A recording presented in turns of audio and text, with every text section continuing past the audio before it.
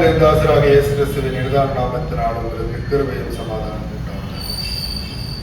இந்த நாளிலே நாம் தியானத்திற்காக எடுத்துக்கொள்ளப்பட்ட வேத பகுதி, அது நாம் வாசிக்க கேட்ட நற்செய்தி பகுதி மத்தேயு 10ஆம் அதிகாரம் வசனங்கள் 5 மற்றும் 21 33 வரை. யாராவது வாசியுங்கள். இந்த 12 வரையும் இயேசு அனுப்பினார். அனுப்புகையில் அவர்களுக்கு அவர் கட்டளையிட்டு சொன்னதாவது: நீங்கள் புறஜாதியார் இடங்களுக்கு போகாமலும் சமாரியர் பட்டணங்களை பிரவேசியாமலும்,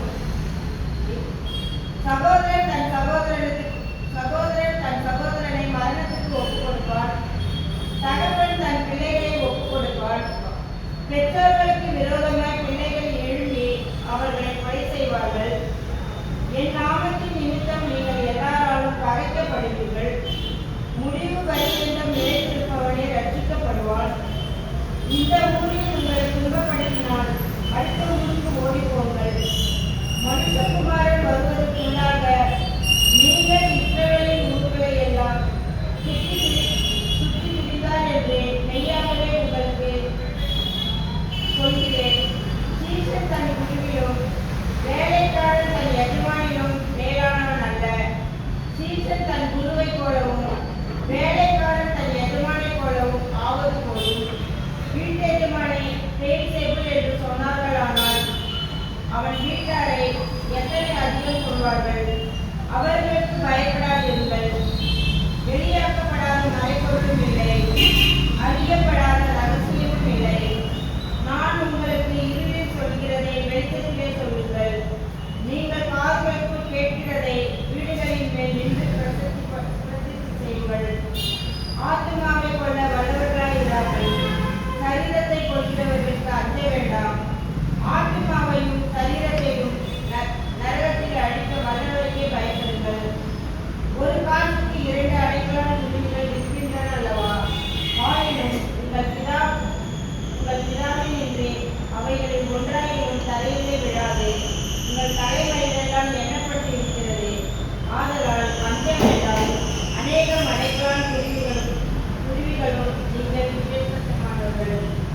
மனுஷரும் எத்தனை அறிக்கை பண்ணுகிறவன் எவனோ அவனை நான் பரலோகத்தில் இருக்கிற என் பிதாவின் முன் அறிக்கை பண்ணுவேன். மனுஷரும் எவனாயும் என்னை மறுதளிப்பானாகில் அவனை நான் பரலோகத்தில் இருக்கிற என் பிதாவின் முன் மறுதளிப்பேன். நாம் கண்களபடி ஆண்டவரை நோக்கி ஜெபிப்போம். எங்களை அளவுக்கு அதிகமாக நேசிக்கின்ற எங்கள் அன்பில் ஆண்டவரே, இது வேலையிலே நேரே வார்த்தைக்காக ஆயத்தப்பட்டுக் கொண்டிருக்கின்ற உங்கள் பிள்ளைகளையும் அடியேனும் ஆசீர்வதித்து இந்த வார்த்தைகளை நான் எடுக்கின்ற போது நீர் எங்களுக்கு அறிவிக்கின்ற செய்தியை நாங்கள் மனதார புரிந்து கொள்கிற ஞானத்தை எங்களுக்கு தந்தாரமாய் வேண்டிக் கொள்கிறோம். எடுக்கின்ற ஒவ்வொரு காரியத்திலும் நீரை உறுதுணையாக எங்களை வழிநடத்த வேண்டும் என்று எங்கள் ஆண்டவராக இயேசு கிறிஸ்து மூலமாக வேண்டிக் கொள்கிறோம். ஆமென். அன்புக்குரியவர்களே, மீண்டுமாக இயேசு கிறிஸ்துவின் நிர்தான நாமத்தினால் உங்களை வரவேற்றுக் கொள்கிறேன். இது கடந்த வாரத்தின் தொடர்ச்சியாக எந்த வசனத்தில் ஆரம்பிக்குது? கடந்த வாரத்தில் என்ன? கடவுள் தம்முடைய 12 சீஷர்களையும் அழைத்து யார் மத்தியில் ஊழியத்தை செய்ய அனுப்புகின்றார்? கிறிஸ்துவர்கள் மத்தியில் ஊழியத்தை செய்ய. புறச்சாதிகளுக்கோ கிறிஸ்துவை அறியாத மக்களிடத்திலோ நீங்கள் போய் செய்தியை சொல்ல வேண்டாம். யாரிடத்தில் செல்லுங்கள்? கிறிஸ்துவை அறிந்தவர்களை மீண்டுமாக கடவுளுடைய வல்லமையை தெரிந்து கொள்ளவும், அல்லது அவர்கள் தவறான பாதைக்கு செல்கின்றால் மீண்டும் அவர்களை நல்வழிக்கு கிறிஸ்துவின் பாதைக்குள்ளாக கொண்டு வர நீங்கள் கிறிஸ்துவ மத்தியில் போய் உங்கள் ஊழியர்களை செய்யுங்கள் என்று கடவுள் சொல்லி அனுப்புகின்றார். இந்த இடத்தில் அந்த வசனத்தை சொல்லி முடித்து அடுத்ததாக தொடங்குகின்ற வசனம் என்ன? சகோதரன் தன் சகோதரனை மரணத்துக்கு கொடுப்பான். தகப்பன் என்ன சொல்கிறார்? பிள்ளைகள் தன் தகப்பனை கொலை செய்வார்கள். இருவரும் எப்படி மாறுவார்கள் என்றால், தகப்பன் பிள்ளைக்கு எதிராகவும் பிள்ளை தகப்பனுக்கு எதிராகவும் இங்கே மாறிவிடுகிறதை நீங்கள் பார்க்கிறீர்கள். பெற்றோர்கள் அப்படியே தலைகிறார். ஏன் இந்த மாற்றம்? இந்த இடத்தில் முதல் துவக்கத்திலே பார்க்கின்ற போது, நம் உலகப்பிரமாண காலத்தில் கிறிஸ்துவை ஏற்றுக்கொண்டவர்கள் முதலில் என்ன? புறஜாதியார் அல்லவா? இதில் குடும்பத்தில் இருக்கின்ற போது தனிநபராக இருந்து நான் கிறிஸ்துவை மட்டும் பின்பற்றுவேன் என்றால் அவர்கள் என்ன சொல்லுவாங்க? குடும்பத்தின் மக்கள், இது நமக்கு சரிப்பட்டு வராது, இதெல்லாம் என்ன பண்ணக்கூடாது, பின்பற்ற கூடாது. அதற்காக அவர்களை என்ன பண்ணுவார்கள்? கொலை செய்வார்கள். அவர்களை குடும்பத்திற்கு ஒரு அவமானம், என் வம்சாவளிக்கே இது ஒரு அவமானம் என்று நம்முடைய நாட்டில் நடக்கக்கூடிய ஒரு காரியம் அல்லவா இது? என்ன ஜாதிக்காக கொலை செய்கின்றார்கள். அப்படி இருக்கின்ற போது இதுவும் ஒரு கொலையாக, உனக்கு வெறுப்பாக அவர்கள் குடும்பத்தை விட்டு உன்னை விலக்கி வெளியே தள்ளுவர்களாக. எதற்காக? கிறிஸ்துவை ஏற்றி அவருடைய வார்த்தையை அறிவிக்குவேன் என்று சொன்ன ஒரே ஒரு விஷயத்திற்காக அவர்கள் என்ன பண்ணுவார்கள்? குடும்பத்தை விட்டு வெளியேற்றுவார்கள், பகைவராக மாறிவிடுகிறார்கள், உங்களுக்கு துரோகம் செய்வர்களாக அங்கே என்ன பண்ணுகிறார்கள்? அவர்கள் மாறிவிடுகிறார்கள் என்பதை நீங்கள் பார்க்க வேண்டும். நாம் வாசிக்க கேட்ட பழைய ஏற்பாட்டு பகுதி எரேமியா, அந்த புஸ்தகத்தில் பார்த்தீர்களானால் எரேமியா என்ன சொல்கின்றார்? நீங்க அதில் பார்க்கிறதுக்கு முன்பதாக அதே அதிகாரத்தில் 1வது வசனம் எரேமியா இந்த வார்த்தைகளை தீர்க்க தரிசனமாக சொல்லுகிறதை என்ன பண்றார்? அங்கே இருக்கின்ற மக்களிடத்தில் அவர் ராஜ்யத்தினிடத்தில் சென்று தீர்க்க தரிசனத்தை உரைக்கின்றார். உரைக்கின்ற போது அவர்களை என்ன செய்கிறார்? அங்கே இருக்கிற பஷ்டு என்ற அரசன் என்ன பண்றான்? அவரை சிறையில் அடைக்கின்றான், அவரை துன்பப்படுத்துகிறான். எதில்? தொழுவ மரத்தில் அவரை கட்டி அவரை துன்பப்படுத்துறாங்க. இருக்கின்ற வாசலிலே அவரை கட்டி அடிக்கின்றார். என்னத்துக்காக? ஏனால் அந்த காலத்தில் இருந்த போதகர்கள் என்ன சொன்னார்கள் என்று நீங்கள் பார்க்கிறார்கள்? வெறும் நற்காரியங்கள் மட்டும். நற்காரியங்கள் என்றால் நீ தவறே செய்தாலும் உன் பாவத்தை என்ன பண்ணுவார்? கடவுள் மன்னித்து விடுவார். நீ கொலை செய்தாலும் பரவாயில்ல, நீ என்ன பண்ணுவ? போய் ஆட்டை பலியிடும், பாவத்திற்கு பிராயச்சித்தம் உண்டு. நீ எந்த தவறு செய்தாலும் உன்னை கடவுள் ஏற்றுக்கொள்வார். நீ நன்றாயிருப்பார். நீ நினைத்தால் குடும்பத்துடன் மகிழ்ச்சியோடு இருப்பார். உன் வாழ்நாள் முழுக்கும் சந்தோஷம் மட்டும்தான் நிரம்பி இருக்கும். கடவுளை ஏற்றுக்கொண்டால் நீ எப்படி மட்டும்தான் இருப்பாய்? சந்தோஷம் மட்டும்தான் இருக்கும் என்று அவர்கள் பிரசங்கம் செய்திருந்தார். அந்த இடத்தில் எரேமியா என்ன பண்ணுகிறார்? கடந்து வந்து, நீ கடவுளை ஏற்றுக்கொண்டால் துன்பப்பட வேண்டும். உன் வாழ்க்கையில் துன்பம் இருந்தால்தான் நீ கடவுளை விசுவாசிக்கிறாய் என்று ஒரு தீர்க்க தரிசனத்தை அவரிடத்தில் சொன்னார். இந்த தீர்க்க தரிசனத்தை அவரிடத்தில் சொல்லுகின்ற போது அவர்கள் ஏற்றுக்கொள்ள மனமில்லை. ஏனென்றால் அவர்கள் மற்ற போதகர்களை விசுவாசித்தார்கள். ஏனென்றால் அவர்கள் என்ன சொல்கிறார்கள்? வெறும் நன்றான செய்திகளை மட்டும், அவர்களுக்கு பிடித்த, அவர்களுக்கு மகிழ்ச்சியை உண்டாக்கும் செய்திகளை மட்டும்தான் அவர்கள் ஏற்றுக்கொள்ள தயாராக இருந்தார்கள். அப்படிப்பட்ட செய்திகள் போதகர்கள் தான் நாம் என்று விசுவாசிக்கின்றோம். உதாரணத்துக்கு தொலைக்காட்சியில் வருகின்ற செய்தியாளர்கள் நாம் விசுவாசிக்கிறது என்ன? இது பண்ணுங்க, உங்களுக்கு ஆசீர்வாதங்கள், நீங்க இவர்களுக்கு தானம் செய்யுங்கள், இந்த இடத்துல இவ்வளவு காணிக்கை செலுத்துங்கள், அப்படி சொல்லுகின்ற போது அதை நாம் விசுவாசிக்கின்றோம். ஏன்? இதை செய்தால் என் வாழ்க்கையில் அற்புதம் நடக்கும் என்று விசுவாசிப்போம். அதே கடவுளுக்காக நீங்கள் ஜெபியுங்கள், முழங்கால் படியிட்டு 1 மணி நேரம் ஜெபியுங்கள், வேதத்தை வாசியுங்கள், நீங்கள் கடவுளின் நாமத்தை நிமித்தம் துன்பப்படுகிறீர்கள் என்றால் நீங்கள் பாக்கியவான்கள் என்று சொல்லுகின்ற போது அதே என்ன இருக்கு? அவர் ஆகாத ஒரு போதகராக பார்க்கிறார், நற்செய்தியாளராக அவர் அங்கே மாறிவிடுவார். அதே போலதான் எரேமியாவும் இது தவறு, நீங்கள் செய்கின்ற வார்த்தைகள் எல்லாம் என்ன? கடவுளுடைய வார்த்தைகள் அல்ல, உங்கள் சொந்த விஷயத்தில், உங்கள் சொந்த வாழ்வின் விஷயங்களையோ அல்லது நல்ல செய்தியை மட்டும், இவருக்கு இது சொன்னா மட்டும் நமக்கு என்ன போதும்? காணிக்கை கிடைக்கும். இவருக்கு இது சொன்னா மட்டும் போதும், என்ன அவர் மகிழ்ச்சியா இருப்பார் என்று நீங்கள் சொல்வது கடவுளுடைய வார்த்தைகள் என்று எரேமியா சொல்லுகிறது நிமித்தமாக அவரை துன்புறுத்தி சிறையில் அடைக்கின்றார். அதற்காக தான் அவர் ஒரு புலம்பலையை எடுக்கின்றார். அந்த வசனம் தான் என்ன? எரேமியா 7வது அதிகாரம், அந்த 20வது அதிகாரம் 7வது வசனம் ஆரம்பிக்கிறது. ஒரு புலம்பலையை எடுக்கின்றார். என்ன எடுக்கின்றார்?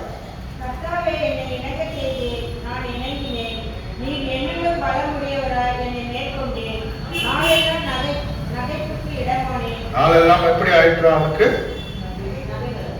நகைப்புக்கு சிரிப்பதற்கு ஒரு ஆளாக மாறிவிட்டார். அடுத்து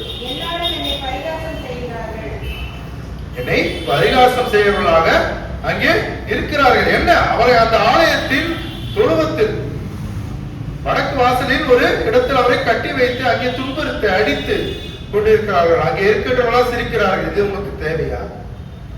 கடவுளை விசுவாசித்து கடவுளுடைய வார்த்தை அறிவிக்க வந்த நீ இப்படிப்பட்ட நிலைமையா என்று நகைக்கிறார்கள், அவரை தூஷிக்கிறார்கள். இப்படிப்பட்ட நிலையில் தான் அவர் என்ன சொல்கிறார்? அடுத்த வசனம், நான் வாய் திறக்கும் போதெல்லாம் கதறுகிறேன், கொடுமையே அழிவே என்று சத்தமிட்டு அலறுகிறேன். கர்த்தருடைய வார்த்தை எனக்கு தொடர்ந்து கர்த்தருடைய வார்த்தை எனக்கே நிந்தையாயிற்று. கடவுளுடைய வார்த்தை அறிவிக்கின்றதே எனக்கு என்னவா மாறிவிட்டது? ஒரு நிந்தையாக மாறிவிட்டது. அவர் கடவுளுடைய வார்த்தை அறிவிக்க வேண்டாம், அதே என்ன ஆயிற்று? அவருக்கு துன்பத்திற்கு வழியாக மாறி போனது என்று அவர் புலம்புகின்றார். இந்த இடத்தில் எரேமியாவை அந்த இடத்தில் ஒப்புக் கொடுக்கின்ற போது கடைசியாக 10வது வசனத்தில் 2 பாகமாய் என் சிநேகிதன் அனைவரும் நான் தவறி விழும்படி காத்துக் கொண்டு இருக்கிறார்களாம். உடனோடு இருந்த அவரோட சிநேகிதர்களை அவர் எப்ப விழுவாருன்னு காத்துக் கொண்டிருந்தார்கள். அவருக்கு நெருங்கியவர்களை அவருக்கு துரோகம் செய்தார்கள். அப்படிப்பட்ட ஒரு நிலைமை கடவுளுடைய வார்த்தையை அறிவிக்கின்ற போது ஏற்படும். அந்த இடத்துல பார்த்தீங்கன்னா நாம் மத்திய பகுதியில் பார்க்கின்ற போது கடவுள் 12 சீஷரை அனுப்பும் போது சொல்கின்ற வார்த்தை என்னென்றால், உங்களுடைய குடும்பமே உங்களுக்கு என்னவா மாறிவிடும், எதிராக மாறிவிடும். சகோதரன் உன்னை கொலை செய்வான், தகப்பன் உன்னை கொலை செய்வதற்கு வகை தேடுவார்கள், உன்னை குடும்பத்தை விட்டு அவர்கள் ஒதுக்கி விடுவார்கள். இதுதான் ஒரு போதகரின் வாழ்க்கையாக அங்கே என்ன இருக்கு மாறிவிடுகிறது என்று சொல்கிறார். அடுத்த வசனம் அதுல 22. அவர் கடவுளுடைய நாமத்தின் நிமித்தம் நீங்கள் எல்லாராலும் பகைக்கப்படுவீர்கள் என்று சொல்கிறார். அடுத்து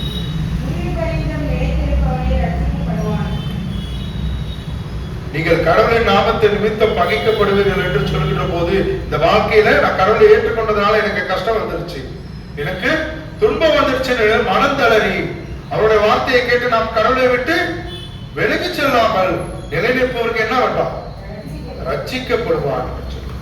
நான் ஏற்கின்ற வார்த்தை நிமித்தம் நான் ஜெபத்தை எடுத்தேன், என் வாழ்க்கையில் அற்புதம் நடக்கவில்லை, என்னை இந்த கஷ்டத்திலிருந்து கடவுள் மீட்கவில்லை என்று நீங்கள் என்ன பண்ணக்கூடாது, விலகி விடக்கூடாது. அதான் சொல்கிறார், நீங்கள் கடவுளுடைய வார்த்தையை பகிர்ந்து கொள்ள செல்கின்ற போது வருகின்ற துன்பத்தை எல்லாம் நீங்கள் என்ன பண்ண வேண்டும், மேற்கொள்ள வேண்டும். உன் சகோதரனை விட்டு சென்றாலும் உன் குடும்பம் உன்னை தள்ளிவிட்டாலும் கூட நீ கடவுளை விட்டு விலகி விடாது. மனத்தளர்வதாக இருந்தால் நீ ரட்சிப்பின் வாழ்விற்குள்ளாக கடவுள் உங்களை அழைத்து செல்வார். 23வது இந்த ஊரில் உங்களை துன்பப்படுத்தினால் அடுத்த ஊருக்கு செல், இங்கே உங்களை துன்பப்படுத்தினால் வேறு இடத்துக்கு செல். அதாவது இந்த இடத்துல நீங்க பார்க்க வேண்டிய காரியம் என்னன்னு சொல்கின்றால், நீ ஒருவருக்கு கடவுளுடைய வார்த்தை அறிவிக்கின்ற போகும்போது அவர் உன்னை துன்புறுத்தினாலோ அந்த இடத்துல அவர் கேட்பதற்கு மனமில்லாமல் இருந்தால் நீங்கள் மீண்டுமாக வீட்டிற்கு சென்று விடக்கூடாது, அடுத்த ஊருக்கு சென்று கடவுளுடைய வார்த்தையை அறிவிக்கிறாங்க. கடவுளுடைய வார்த்தையை கேட்பதற்கு ஒருவர் மாத்திரம் இல்ல, அநேக ஆத்துமாக்கள் இருக்கின்றது. நீங்க அவர்கள் உங்கள் வார்த்தைக்காக காத்துக் கொண்டிருக்கிறார்கள். கடவுள் உங்கள் மூலமாக அவருக்கு வார்த்தையை அறிவிக்க விரும்புகிறார். அதற்கு நீங்கள் என்ன பண்ணணும், மனத்தளராமல் இவர்கள் ஒரு கதவு அடைத்தால் மறு கதவு உங்களுக்காக திறக்கப்படும். அங்கே நீங்கள் பிரவேசித்த அவர்களுக்கு கடவுள் வார்த்தையை அறிவிக்க வேண்டும். தொடர்ந்து 23 மனுஷகுமாரன் உங்களை துன்பப்படுத்தினால் அடுத்த ஊருக்கு ஓடிப்போங்கள். மனுஷகுமாரன் வருவதற்குள்ளாக நீங்கள் இஸ்ரவேலின் ஊர்களை எல்லாம் சுற்றி திரிந்தார் என்று மெய்யாகவே உங்களுக்கு சொல்கிறேன். சுற்றி தீராது என்று நீங்கள் பார்க்க வேண்டிய காரியம் என்னவென்றால், சுற்றி தீராது என்றால் இயேசு கிறிஸ்து தன்னுடைய ஊழியத்தை ஆரம்பித்து இஸ்ரவேலை முழுவதாக எல்லா ஊருக்கும் அவர் என்ன பண்ணார், செல்ல முடியவில்லை. உண்மை அதுதான்.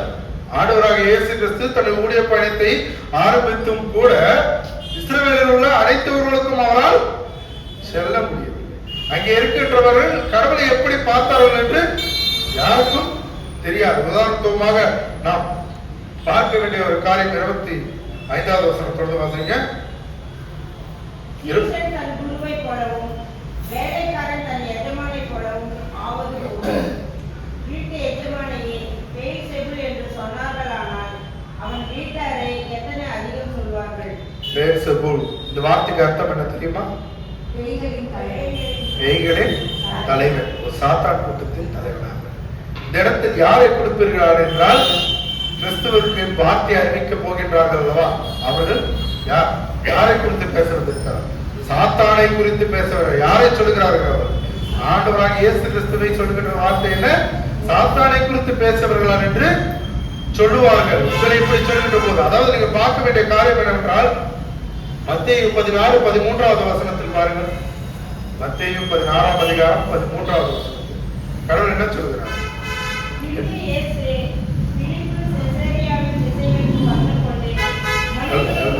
16:13 அதேதான் மத்தேயு 16.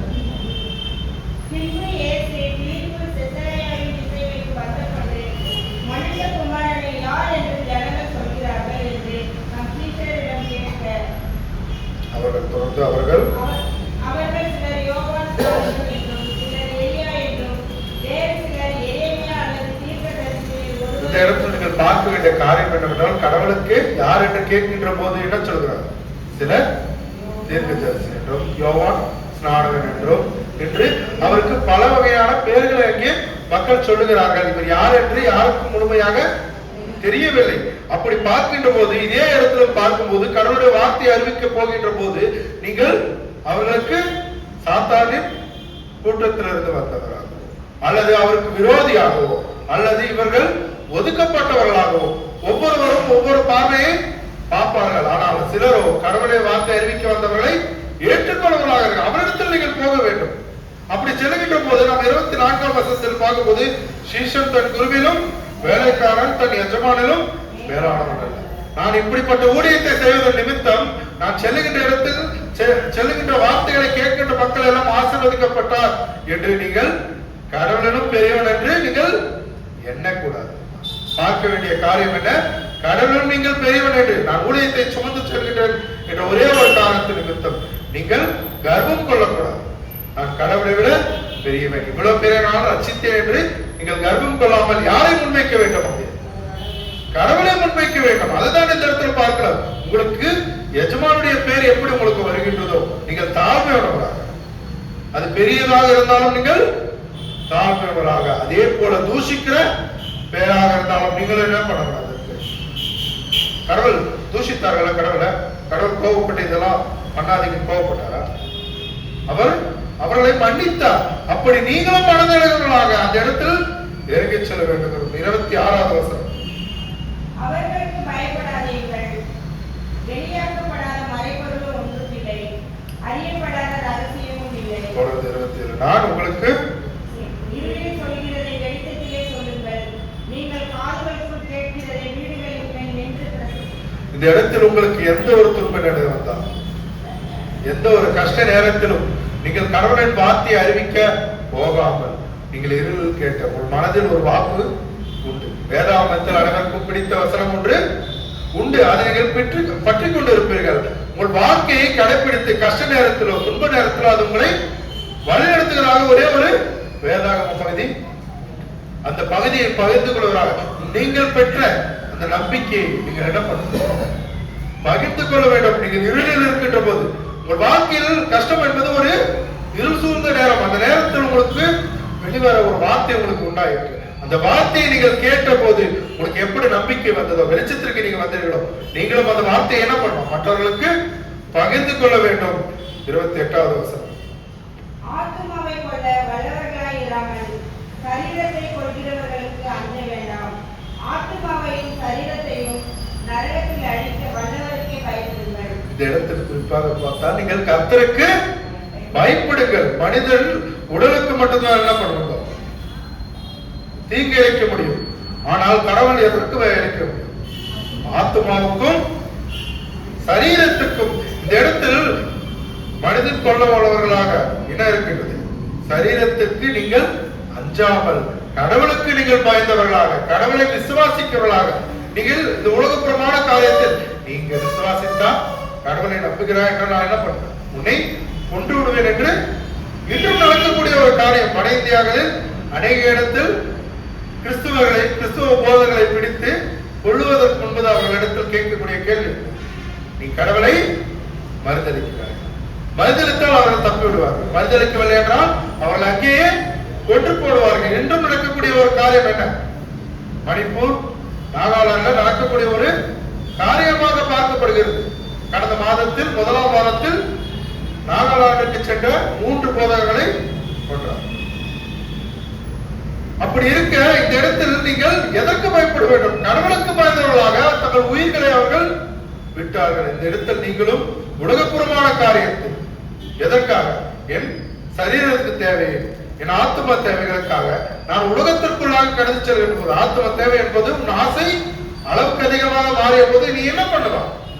பாவம் செய்வாய். நீ பாவத்துக்குள்ளாக கடந்து செல்கிறாய். நான் உடலுக்கு தேவையான ஆசை அதிகரிக்கும் போது அதற்கு நீ என்ன பண்ணுவாய்?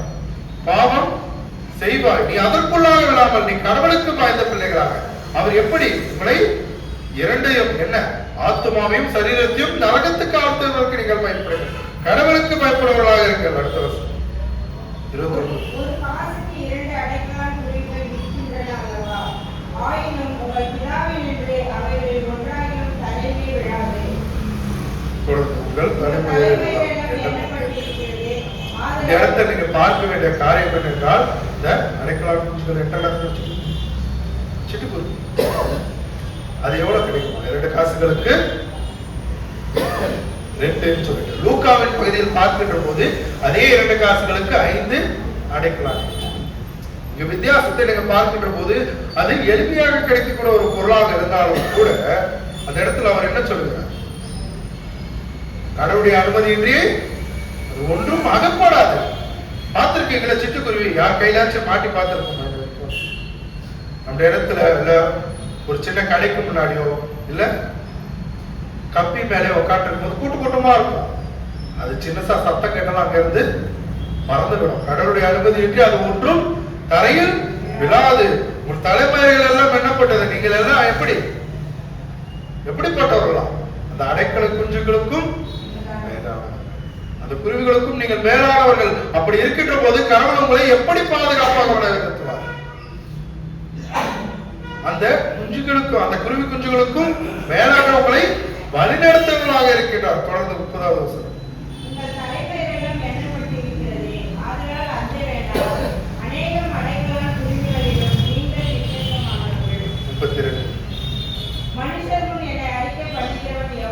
இந்த இடத்தை நீங்கள் பார்க்க வேண்டிய என்ன ஒரு காரியம் என்னவென்றால், மனுஷர் முன்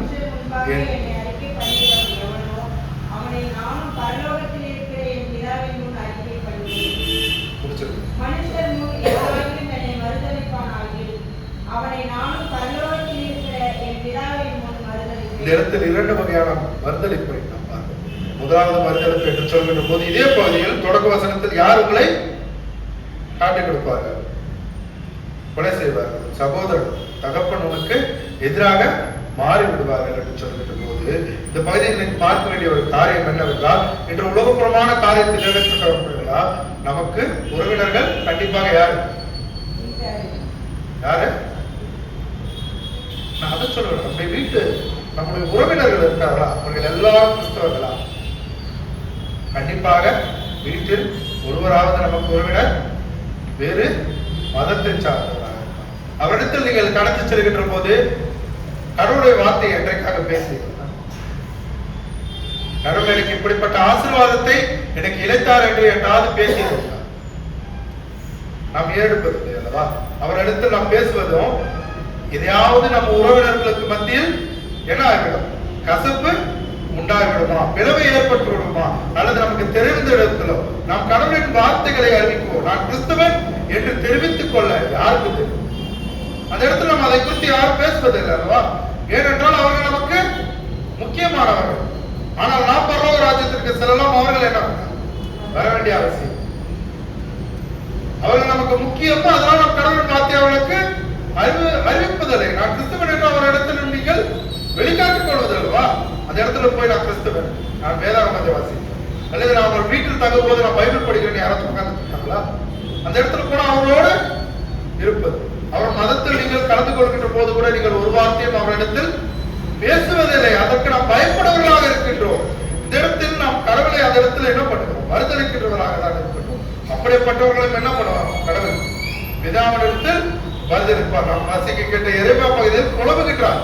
எரேமியா என்ன தன் வாழ்க்கையில் நடந்த இந்த கஷ்டத்தை குறித்து அவர் புலம்புகின்றார். வாழ்க்கையிலும் கஷ்டங்கள் கண்டிப்பாக உண்டு, துன்ப நிலைகள் உண்டு, நமக்கு துரோகம் செய்த நேரங்கள் உண்டு. அதை இன்னும் நம்மளால் மறக்க முடியாது அல்லவா? இவர்கள் எனக்கு இழித்த துரோகத்தை அவர்களால் என்ன பண்ண முடியாது, ஜீர்ணிக்க முடியாது, ஏற்றுக்கொள்ள முடியாது. அதை இன்னும் அவர்களால் என்ன பண்ண முடியல, விசுவாசிக்க முடியவில்லை. இவர்களால் எனக்கு செய்தார்கள் என்று. அதே போலதான் கடவுளின் வார்த்தையை அறிவித்தது நிமித்தம் நான் துன்பப்படுகிறேன் என்று யாரால் முடியவில்லை? எரேமியாவால் நம்ப முடியாது. அதற்காக தான் அவர் புலம்பலை இருக்கின்றார். கடைசியாக அவர் ஏற்கின்ற போது 11வது வசனத்திலிருந்து வாசிங்க, அவர் எப்படி முடிக்கிறார்?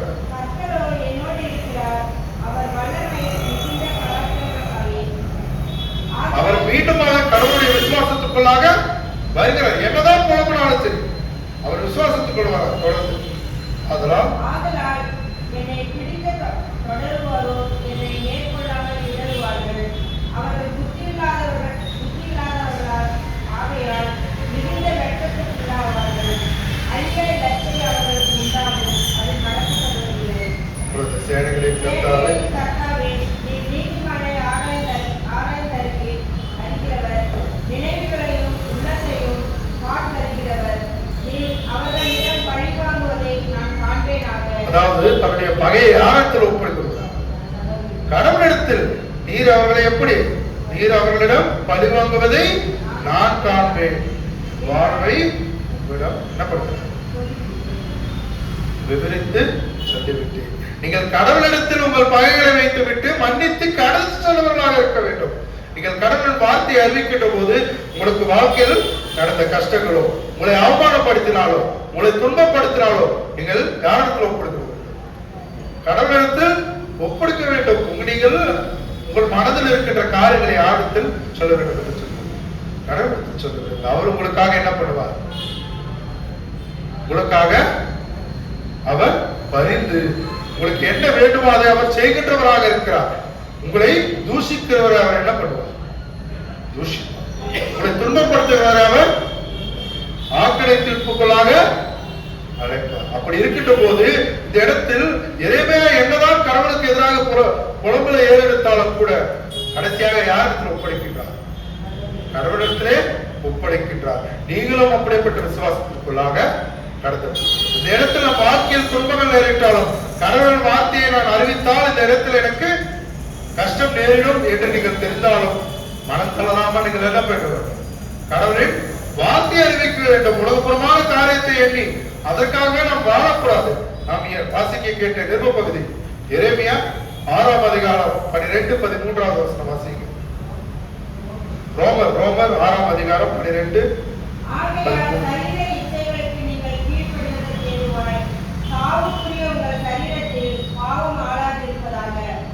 நீங்கள் உங்கள் அவயங்களை அநீதியின் ஆயுதங்களாக பாவத்திற்கு ஒப்புக்கொடாமல் மனிதரிலிருந்து கிடைத்திருக்கிறவர்களாய் உங்களை கடவுளுக்கு ஒப்புக்கொடுங்கள். அப்படியே நீதிக்குரிய ஆயுதங்களாக உங்கள் அவயங்களையும் கடவுளுக்கு ஒப்புக்கொடுக்கிறீர்கள். நீங்கள் நீதிக்குரிய ஆயுதங்களாக கடவுளுக்கு ஒப்புக்கொடுங்கள். உங்கள் சரீரத்தையும் உங்களுடைய ஆத்மாவை நீங்க எதுக்கு ஒப்புக் கொடுக்க கூடாது? உலகப்புறமான காரியத்திற்காக நான் இவர்களோடு சேர்ந்து இருக்க வேண்டும், இவர்களோடு நான் சந்தோஷமாக இருக்க வேண்டும், இந்த வார்த்தையை நான் இவர்களிடத்தில் ஏறெடுக்க கூடாது என்று நீங்கள் நினைக்க கூடாது. நீங்கள் பெற்ற ஆசீர்வாதத்தை அவர்கள் பெற்றுக்கொள்ள வேண்டும். நாமும் அவர்களோடு சேர்ந்து உலகப்புறமான பாவத்திற்குள்ளாக, சரீர தேவைகளுக்காக, ஆத்ம தேவைகளுக்காக நாமும் பாவத்திற்குள்ள விழுகின்றவர்களாக இல்லாமல் என்ன இந்த ஆத்மத்தையும் இந்த சரீரத்தையும் கடவுளின் வார்த்தையை அறிவிக்குவதற்காக நாம் ஒரு ஆயுதத்தாக நாம் மாற வேண்டும். அதற்காக நம்மை பயன்படுத்த வேண்டும். கடவுள் உங்களை அழைக்கின்ற காரணத்தையும் நோக்கத்தையும் நீங்கள் பாருங்கள். கடவுள் உங்களை அழைப்பது எதற்காக? கடவுளின் வார்த்தையை அறிவிப்பது. அதன் நிமித்தம் நீங்கள் துன்பப்பட்டாலும் கஷ்டம் வந்தாலும் யாரிடத்தில் ஒப்புக் கொடுங்கள்? கடவுளிடத்தில் ஒப்புக் கொடுங்கள். அவர் உங்களுக்காக மனது இருக்குவார். உங்கள் கஷ்டங்களிலிருந்து உங்களை மீட்டு ரட்சிப்பின் மாணவர்களாக அழைத்து செல்வது யாரு? கடவுள். அவர் யார் இடத்தில் பேசுவார்? உங்களுக்காக பிதாவின் இடத்தில் பேசுவர்களாக உங்களுக்காக அவர் கடவுளத்திலே கெஞ்ச இருக்கின்றார். அப்படி இருக்கின்ற போது நீங்கள் என்ன பண்ண வேண்டும்? உங்களிடத்தில் அவர் கேட்கின்றது, என்னுடைய வார்த்தையை அறிவித்து கடவுளை அறியாத மக்களை நீ ரட்சிப்பின் வாரத்துக்களாக அழைத்து விரும்புகிறார். அதுதான் உங்களிடத்தில் கடவுள் விரும்புகின்றார். நான் எப்படிப்பட்ட மனிதனாக இருக்கிறேன்? என் ஆத்மத்தையும் என் சரீரத்தையும் உலகப்புறமான பாவத்திற்காக நான் விட்டு விட்டேனா, அல்லது என் ஆத்மத்தையும் சரீரத்தையும் நான் மீட்பின் வாழ்விற்காக பயன்படுத்துகின்ற ஒரு ஆயுதமாக இருக்கிறேன்? எப்படிப்பட்ட வாழ்வை நான் வாழ்கிறேன் என்று நீங்களே சிந்தித்து பாருங்கள். எல்லாவற்றுக்கும் மேலான தேவ சமாதானம் உங்கள் சிந்தனைகளும் கிறிஸ்து இயேசுக்குள் காத்துக் கொள்வதாக.